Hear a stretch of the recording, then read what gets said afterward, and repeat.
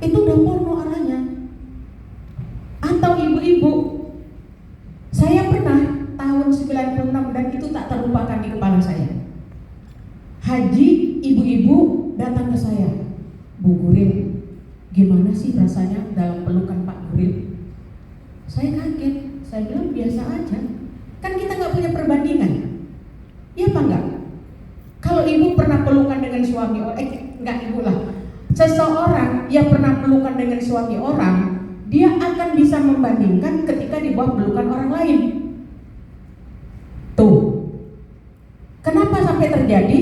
Karena dia ngelihat orang bapak-bapak pakai ihram yang tidak dalam keadaan sholat, sehingga ihramnya dibeginikan, sebagian badannya kelihatan, dia mandang-mandang bidangnya lah, apanya lah, sehingga pikirannya muncul.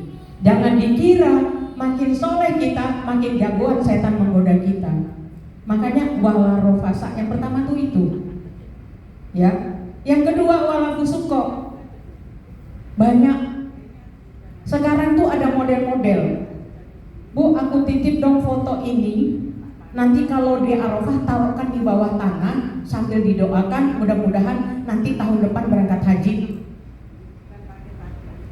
Nah, yang gini-gini itu walajidalah banyak. Bertengkar itu banyak. Karena apa? Karena bapak ini orang-orang pintar semua, orang-orang jagoan manajemen semua, orang-orang pejabat, orang-orang kaya yang biasa diatur pakai IO, biasa diatur pakai protokoler. Kok sampai di sana tiba-tiba, gimana sih ngantrinya sampai sekian jam? Gimana sih kok kayak begini? Harusnya begini. Atau suami istri, kok bertengkar Bu Guril? Suaminya ini merasa saya berangkat umroh itu, saya berangkat haji itu tujuannya adalah berbuat baik, membantu orang lain. Kok salah bantu? Kok suami saya nolongin dia terus sih? Bu Guril, saya kesel sama suami saya. Kenapa Bu? Dia tuh bantuin dia terus. Ya ilah Bu, itu kan orang tua janda.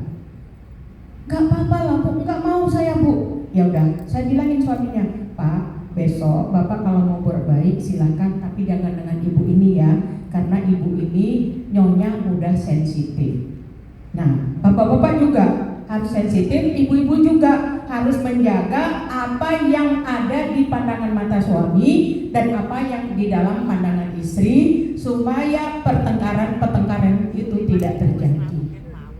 Hal kecil soal baju, soal makanan, soal nggak perhatian, nah itu jadi bahan pertengkaran.